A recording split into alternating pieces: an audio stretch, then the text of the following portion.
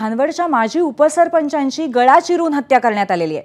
माजी उपसरपंच बापूराव देवप्पा चव्हाण यांची हत्या झालेली आहे। गळा चिरून अत्यंत निर्घृण पद्धतीने ही हत्या करण्यात आली आहे। खानापूर तालुक्यातल्या गार्डी नेवरी रस्त्यावरची ही घटना आहे। याच घटनेची दृश्य आपण इथे पाहतोय। अनेकांचा जमाव इथे जमलेला आहे। कुलदीप माने आपले प्रतिनिधी आपल्याला याबद्दल अधिक माहिती देत आहेत। कुलदीप, काय अपडेट आहे याबद्दल?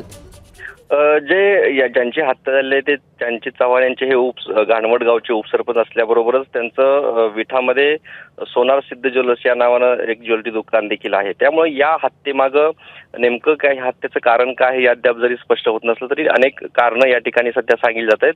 त्यामुळे व्यावसायिक काही या सगळ्या त्यांच्या राजकीय पार्श्वभूमीतून काही हत्या झाली का याबाबत पोलीस तपास सुरू आहे। पोलिसांनी तपास जे या ठिकाणी पथकं आहेत ती रवाना केली आहेत। मात्र अद्याप आता तरी पोलिसांच्या हाती काही लागलेलं नाहीये।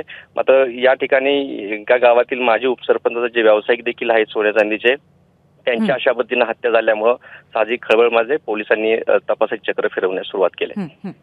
धन्यवाद कुलदीप, आपण दिलेल्या माहितीबद्दल। अत्यंत खळबळजनक अशा पद्धतीने बापूराव देवप्पा चव्हाण यांची हत्या झालेली आहे। सांगलीतली ही घटना आहे। एबीपी माझा, उघडा डोळे बघा नीट।